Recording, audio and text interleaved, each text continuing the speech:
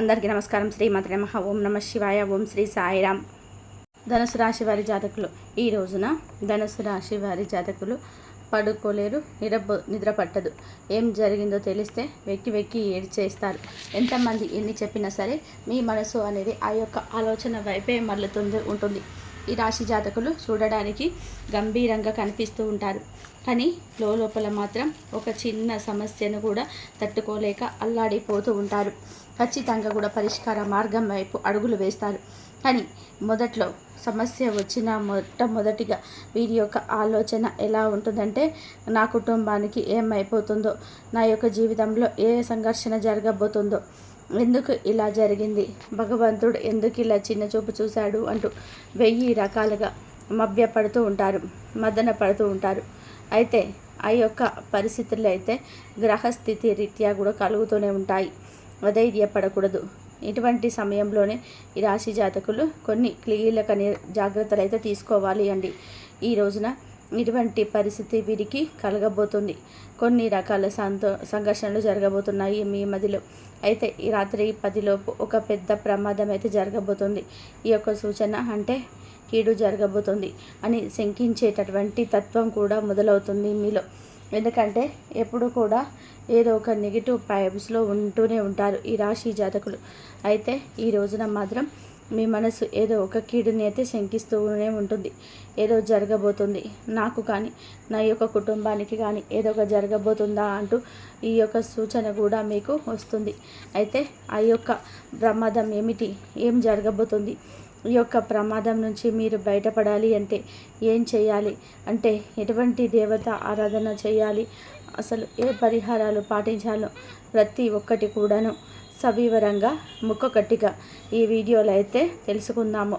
ముందుగా మీరు చేయాల్సిందల్లా ఏమిటంటే, వీడియో పెద్దగా ఉన్నా కూడా స్కిప్ చేయకుండా పూర్తిగా చూడండి.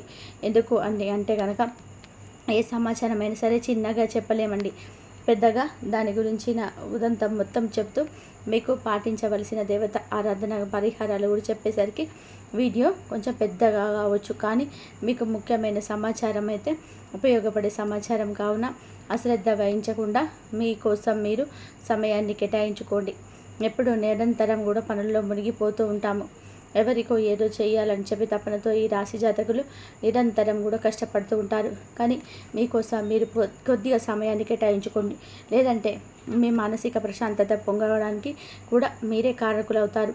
కావున ఈ వీడియో పూర్తిగా చూసి ఈ జాగ్రత్తలు అయితే తప్పనిసరిగా తీసుకోవాలని ఆశిస్తున్నాను. ఇక ఆలస్యం చేయకుండా వీడియోలోకైతే వచ్చేద్దాము. ముందుగా ఈ రాశి జాతకుల గురించి తెలుసుకోవాలి.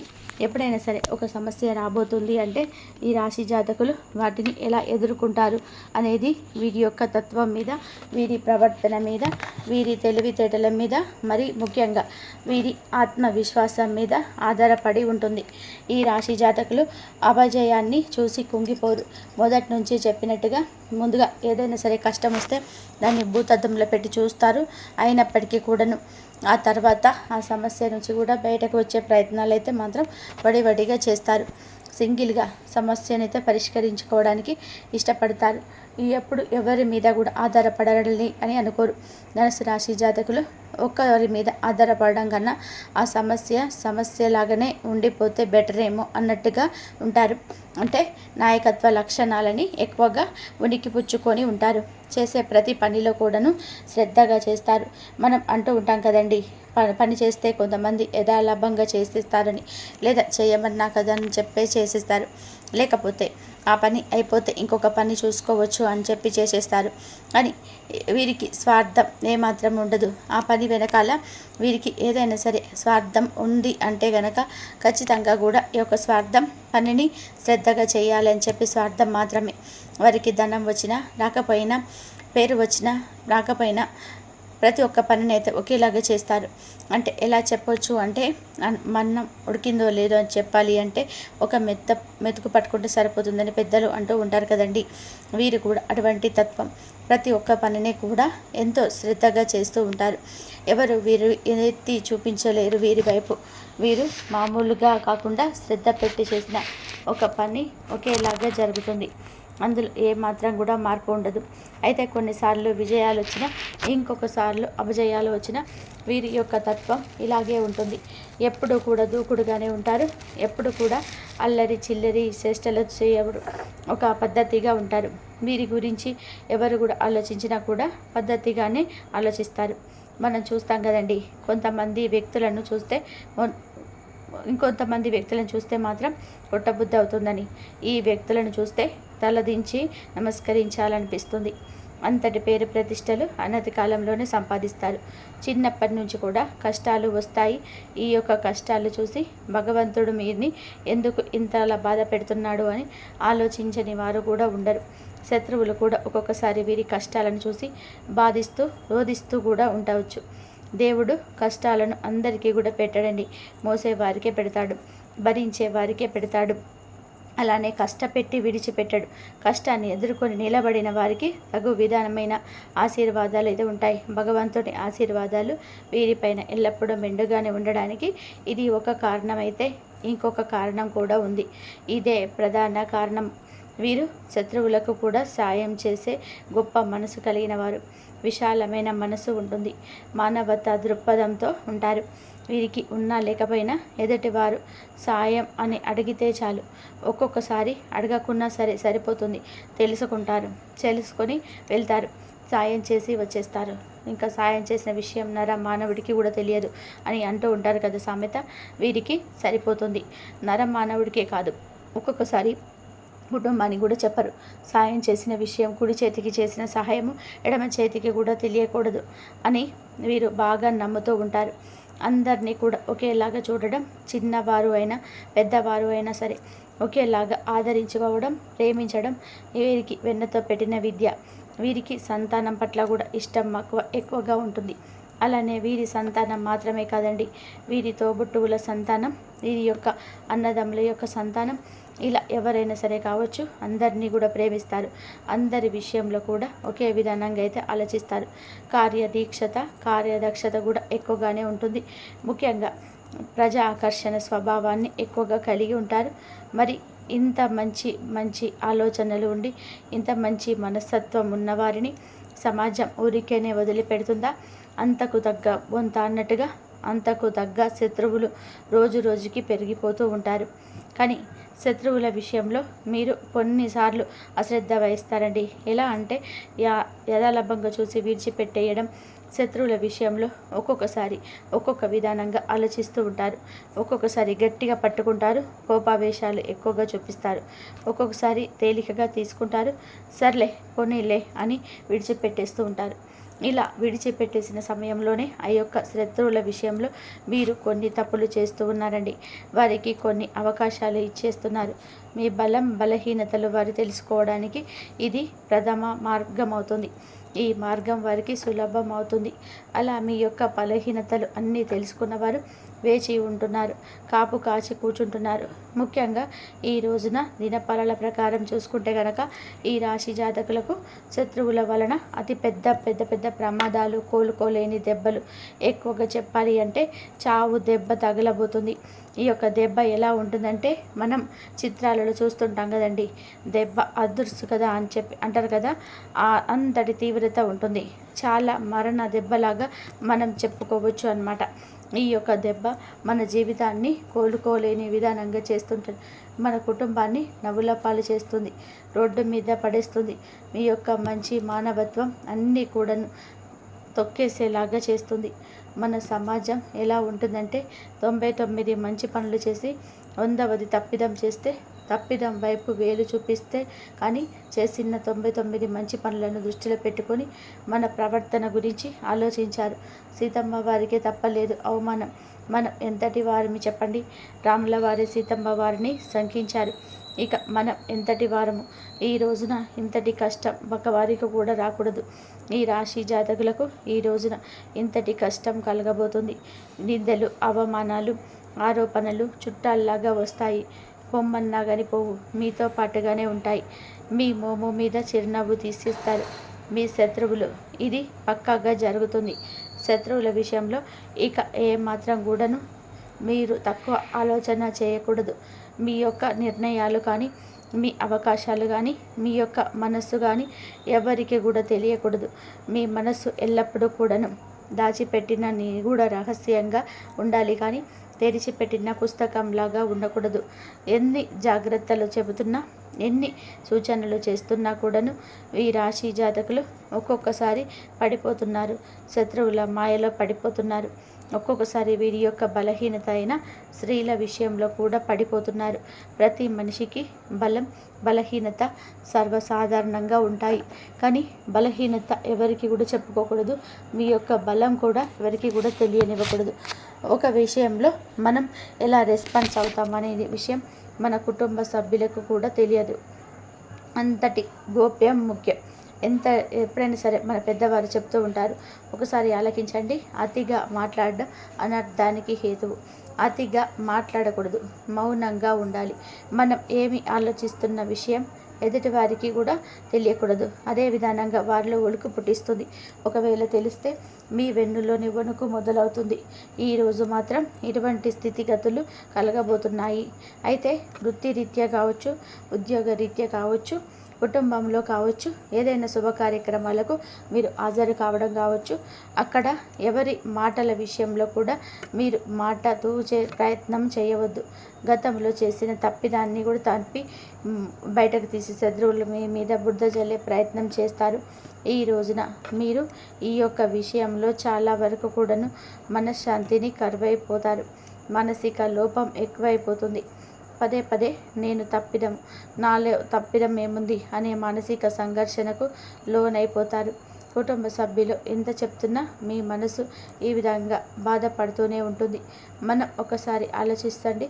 ఒక రోజున ఒక సమస్య గురించి ఆలోచిస్తున్నాము. ఆ సమస్యలో మన తప్పిదం ఉంది అంటే ఆ గిల్టీ ఫీలింగ్ని తీసేయడం ఎవరి తరం కూడా కాదు. కుటుంబ సభ్యులు ఎంత మాట్లాడుతున్నా, మనల్ని ఎంత ఉత్సాహపరుస్తున్నా, మన యొక్క మూడ్ని మార్చేందుకు వారు ఎంత ప్రయత్నం చేస్తున్నా మనం మాత్రం ఆ యొక్క ఆలోచనల నుంచి బయటకు వచ్చినట్టే వచ్చేస్తాము. మరలా తిరిగి ఆ ఆలోచనలోకి వెళ్ళిపోతాము. ఈ రోజున వారు దెబ్బతీసేది మిమ్మల్ని కాదు, మీ మనసును దెబ్బతీస్తే మీరు శారీరకంగా కూడా దెబ్బతినిపోతారు. వారు 2 విధాలుగా కూడా దాడి చేస్తారు. వారి యొక్క దాడి ఈ రోజున చాలా భయంకరంగా బీభత్సాన్ని సృష్టిస్తుంది. మీరు ఉన్న చోట నుంచి వెనుదిరిగి ఇంటికి వచ్చేస్తారు, లేదా ఏదైనా ఒంటరి ప్రదేశానికి వెళ్ళిపోతారు. నలుగురిలో జరిగిన అవమానం మిమ్మల్ని కూర్చొనివ్వదు, నిల్చొనివ్వదు, పడుకుందామన్నా కూడా పడుకోనివ్వదు, నిద్ర పట్టదు. ఈరోజు ఈ సమయం అంతా కూడా ఈ విధంగానే గడిచిపోతుంది. ముఖ్యంగా రాత్రి 10 గంటల లోపు ఈ యొక్క సమస్య మీ దగ్గరకు వస్తుంది, మిమ్మల్ని ఇబ్బంది పెడుతుంది. మీరు ఇక ఈరోజు తీసుకోవాల్సిన జాగ్రత్తలు ఏమిటి అంటే, ఎవరితో కూడా ఏ మాటలు ఏకీభవించొద్దు, ఎవరితో కూడా ఎక్కువగా మాట్లాడద్దు. మీ పని మీరు చూసుకొని ఇంటికి వచ్చేయండి. అత్యంత సన్నిహితులే ఆ శత్రువులు, లేదా మీ యొక్క బంధుమిత్రులే ఆ శత్రువులు. ఉద్యోగ జీవితంలో ఉన్న సన్నిహితులే ఆ శత్రువులు. మీ చుట్టూ ఉన్న శత్రువులను గమనించడంలో మీరే ఒక అడుగు వెనక్కి వేసి ఉండవచ్చు. కానీ పోయింది ఏమీ లేదండి. భగవంతుడికి దగ్గరగా ఉండండి. మనుషులకు మీ కష్టం చెప్తే వారు సానుభూతి తెలియజేస్తారు అండి. కానీ భగవంతుడికి మీ కష్టం చెప్తే న్యాయ అన్యాయాలు బేరీజు వేసుకొని భగవంతుడు తప్పక మీకు న్యాయం చేస్తాడు. నిజానికి కాస్త నెమ్మది ఎక్కువ, ఆలస్యం ఎక్కువ, కానీ అబద్ధానికి దూకుడు ఎక్కువ. కానీ నిలబడేది నిజం మాత్రమే. ఈ యొక్క విషయాన్ని మీరు ఎందుకు గమనించక బాధపడవద్దు. నిజాన్ని మీరు నమ్ముకోండి, భగవంతుడిని నమ్ముకోండి. దైవ కార్యం ఖచ్చితంగా కూడా జరుగుతుంది. వారు ఒక దెబ్బ మిమ్మల్ని తీస్తే మీరు 10 అడుగులు ముందుకు వేసి గట్టి గుణపాఠాన్ని నేర్పించే సమయం వస్తుంది. నిత్యం శివారాధన చేసుకోండి. ఖచ్చితంగా పూజా మందిరంలోకి వెళ్ళి శివ భగవానుని ఎదుట కూర్చొని మీ మనసులో ఉన్నటువంటి బాధను ఆ శివయ్యతో మొరపెట్టుకోండి. మీకు పొంచి ఉన్నటువంటి ఏ ప్రమాదం నుంచి అయినా సరే మిమ్మల్ని కాపాడమంటూ శివయ్యను మనస్ఫూర్తిగా వేడుకోండి. ఖచ్చితంగా కూడా మీకు ఎటువంటి ప్రమాదం పొంచి ఉన్నా ఆ శివ భగవానుడే మిమ్మల్ని కాపాడుతాడు. వీలైతే పరమశివుడికి రుద్రాభిషేకం చేయించండి, లేదా జలాభిషేకం చేయండి. ఎందుకంటే పరమశివుడు అభిషేక ప్రియుడు. కాబట్టి చెంబెడు నీళ్లతో మీరు అభిషేకించినా సరే మీరు కోరిన వరాలను మీకు ఖచ్చితంగా కూడా ఇస్తాడు. మీకు కొంచెం ఉన్నటువంటి ప్రమాదం నుంచి కూడా మిమ్మల్ని తప్పకుండా కూడా కాపాడుతాడు. కాబట్టి ఈ విధానంగా అయితే చేయండి. ఇక మిగతా అంశాలు చూస్తే ఈ రోజున చాలా కాలం నుంచి కూడా ఎదురు చూస్తున్న ఒక అవకాశం అయితే మీ ముందుకు వచ్చే స్థితి కనిపిస్తుంది.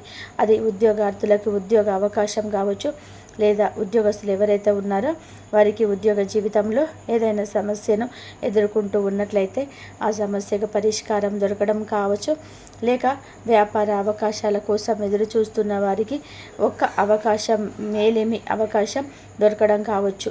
చాలా కాలంగా ఎదురు చూస్తున్నటువంటి ఒక అవకాశం మిమ్మల్ని వెతుక్కుంటూ రాబోతుంది. అలాగే ఈ రాశి వారు ఎవరైతే విదేశాలకు వెళ్ళడానికి ఈ మధ్య కాలంలో ప్రయత్నాలు చేసి విఫలమయ్యారో వారికి కూడాను వారి యొక్క కోరిక అయితే నెరవేరే అవకాశాలు ప్రస్ఫుటంగా కనిపిస్తూ ఉన్నాయి. వివాహ సంబంధాల విషయంలో కూడా మీరు అనుకున్నటువంటి కోరిక అయితే తప్పక నెరవేరుతుంది.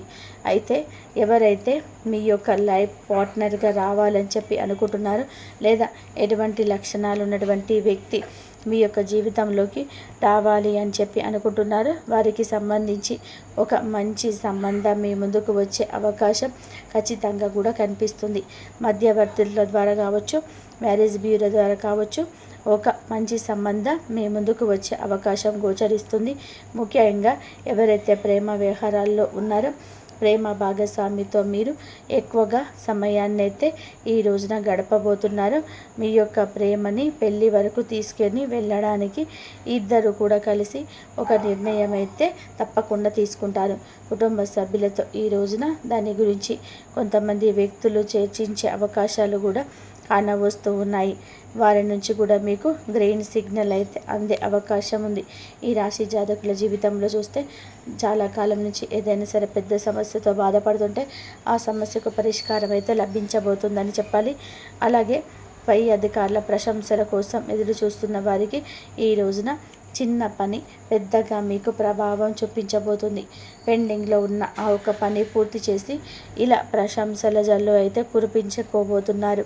ఉద్యోగ జీవితంలో చాలా కాలంగా కుటుంబ సభ్యులతో విభేదాల కారణంగా దూరంగా ఉంటున్న వారికి మాత్రం వారి మధ్య ఉన్నటువంటి విభేదాలు పరిష్కరించుకొని మళ్ళీ తిరిగి మీ బంధాన్ని పునర్నిలుపుకొని ప్రయత్నం చేస్తారు. ఈరోజు దినపరల ప్రకారం నూతన వ్యక్తితో పరిచయం ఉంటుందని చెప్పవచ్చు. ఆన్లైన్ ద్వారా కావచ్చు, డైరెక్ట్గా కావచ్చు, ఒక నూతన వ్యక్తి పరిచయం అయ్యే అవకాశం ఉంది. ఏ వ్యక్తులు కూడా పరిచయం అయినా సరే ముందుగా ఈ రాశి జాతకులు వారి యొక్క గుణగణాలు అంచనా వేయండి. అలా అంచనా వేసిన తదుపరి మాత్రమే ఆ పిదపని వారి యొక్క మనస్తత్వం అర్థం చేసుకున్న తర్వాతనే వారితో స్నేహాన్ని కొనసాగించడం చాలా ఉత్తమంగా చెప్పడం జరుగుతుంది. లేకపోతే మీరు ప్రమాదంలో పడే అవకాశం కూడా లేకపోలేదు. ఈ రాశివారు ఏ నిర్ణయం తీసుకోవాలి అనుకున్నా ఏకపక్ష నిర్ణయాలు కాకుండా అనుభవజ్ఞుల సలహాతో ముందుకు వెళ్ళండి. మీ యొక్క జీవితంలో ఒడిదుడుకులు సమస్యలు అధిగమించడానికి శివారాధనతో పాటుగా విష్ణు ఆరాధన కూడా చేసుకోండి. ముఖ్యంగా రాత్రి 10 గంటల లోపు వస్తున్న ఈ యొక్క ప్రమాదం అప్రమత్తత చాలా అవసరం. ఈ యొక్క వీడియోలో చెప్పిన విధానంగా తగిన జాగ్రత్తలు అయితే తీసుకుంటూ భగవంతుడికి దగ్గరగా ఉండే ప్రయత్నం చేస్తే కష్టం వచ్చినట్లే వచ్చి వెళ్ళిపోతుంది. మీ యొక్క కష్టం తాలూకా ఫలితం దుఃఖం ఏదైతే ఉందో దూది పింజలాగా ఎగిరిపోతుంది. అంత మంచి జరుగుతుంది. పరమశివుడు ఎల్లప్పుడూ కూడా మిమ్మల్ని రక్షిస్తాడు. ఇంతవరకు చూసినందుకు ధన్యవాదాలు. ఈ వీడియో కనుక మీకు నచ్చినట్లయితే ప్లీజ్ లైక్ చేయండి, షేర్ చేయండి, సబ్స్క్రైబ్ చేయండి. మరొక మంచి వీడియోతోటి మళ్ళీ కలుద్దాం. కాబట్టి శివాభిషేకం చేసుకోండి. అలాగే అమ్మవారి అష్టోత్తరాలు చదువుకోండి. అమ్మవారి అనుగ్రహం పొందాలి అంటే అమ్మవారి కనకదార సూత్రం చదువుకోండి. లలిత సహస్రనామాలు కూడా చదువుకోండి. అలా చదువుకున్నట్లయితే మీకున్న సమస్యల నుంచి బయటపడే మార్గాలు అయితే దొరుకుతాయి. ఎన్ని సమస్యలు ఉన్నా సరే ఆ అమ్మవారు చూసుకుంటారు. ఎన్ని బాధలు ఉన్నా సరే ఆ అమ్మవారు చూసుకొని మీకైతే కష్టం నుంచి బయటపడేస్తారు. ఇలా కనుక మీరు చేసినట్లయితే అమ్మవారిని నమ్మకంతో కొలవండి. కంపల్సరీ మీ కోరిక నెరవేరుతుంది. ఇంతవరకు చూసినందుకు ధన్యవాదాలు.